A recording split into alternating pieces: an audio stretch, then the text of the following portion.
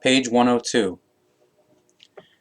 The fleshly body represents only a housing, which during a life serves as a dwelling for the spirit. Through this spirit, the thinking of the consciousness is first made possible, indeed even the life itself. Through the thinking, the character and the path of life of the human being is shaped, as well as also his or her psychic moral ups and downs. Only through the thinking, those powers are set free and leave the effect which is able to influence the entire human being. Only the power of the thinking forms the good or evil.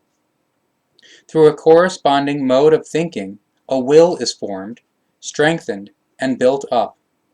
A will which, according to the mode of thinking, carries out the good or the evil. Logically seen, first the activity of the thinking must therefore be put in place before a will can be built up and formed for an action, etc., to be carried out. Only by way of the thinking, and the hence resulting will, is the possibility given for a subsequent action or deed. Therefore, first a process of thinking is necessary before a will for or towards something can result. The thinking sets the will on course. It is fully nonsense that first the will sets the thinking into activity, which unfortunately is claimed by many unknowing writers of books, psychiatrists, and scholars even today. The thinking sets the will into activity. Then the will carries out that which the thinking has given to it. Would this not be so, then the human being would be an arbitrary being who acts arbitrarily, uncensored. The power that the thinking uses as impetus does not stem from the human being, himself or herself. It streams in the spirit, and from there into the consciousness, coming out of the unmeasurable expanses of space of the universe. It stems from the tremendous wealth of spirit of the life. Means ancient, original. Of the creation, which is responsible for the life in the entire universe.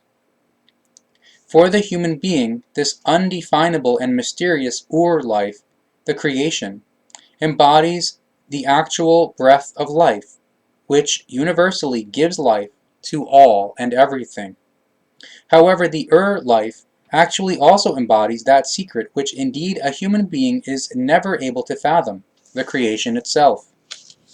However, it would be false, arrogant, and irresponsible to name this creation God, because the creation is neither God nor anything similar. The word God is only an age-old term for a likewise age-old language of a foreign people, whose existence and language could still not be reliably proven until the year 1973/1994. Note, the 2 years mentioned above are relating to the publication dates of the book, The Psyche. This book. Nevertheless, with absolute certainty, it firmly stands, or even if the theology and other sciences deny it, that the word God, from this age-old and foreign language, has nothing to do in the slightest part to do with the creation. The word God, from time immemorial, has been used as a designation for human beings, who, because of their spiritual and consciousness-based powers and their abilities resulting from them, were able to master and accomplish things which remained denied to kings and emperors.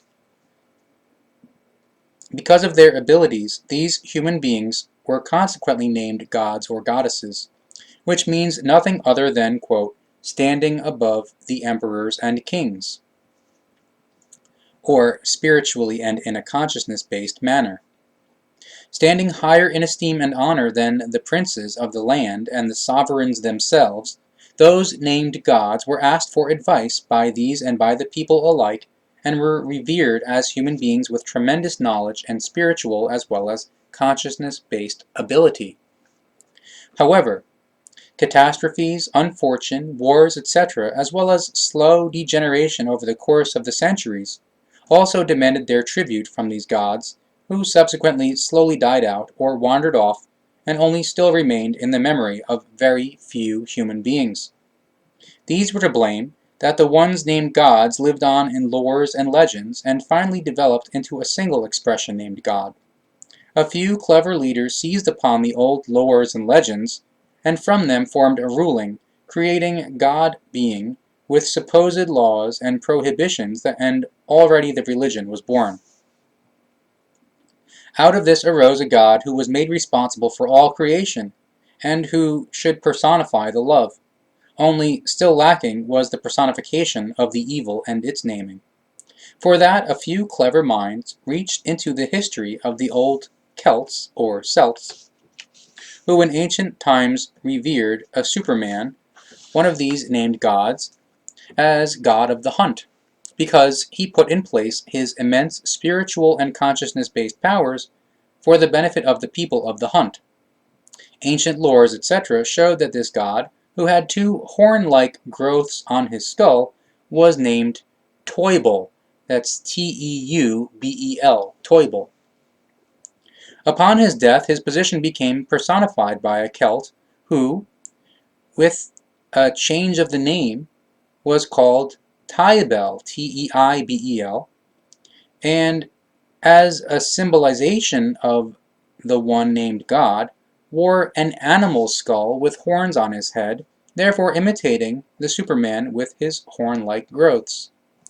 Over the course of the centuries and millenniums, the name Teubel was changed countless times until the name devil arose from it. And the note here, Teubel was changed to Teufel, Teufel, which equals devil in the German language. So Teufel means devil in German. A name that was seized upon by the young religions, and in memory of the named horned god, was added as a secondary god, as an evil counterpart to the unhorned god of the goodness and love. So good and evil was thereby created, heaven and hell. It was then easy for some charlatans, instigators of the people, and might-greedy individuals with a talent for fantasy to invent fables and stories which found favor with the people as holy words and fundamental religious guidelines. So rolled the wheel of the religious destruction, rolling over countries and continents, pressing everything under its runners of the religion, but close behind it dragged death and ruin. Vast quantities of fanatic, despairing, innocent, vengeful, and unknowing blood has soaked the earth ever since, through religious wars and religious hatred, up to the present day. And there still is no end in sight to these interminable, terrible things. To this day, human beings bestially annihilate each other because the erroneous religions coerce them. And how irrational must a religion be, or which unfortunately also falls within a, quote, spiritual direction, when it must fight for and spread its teachings and their dissemination with precious human blood, in bloody wars and with murder and manslaughter. Yet how powerless, miserable, and mean must such a God be, who allows the massacre of his own creations?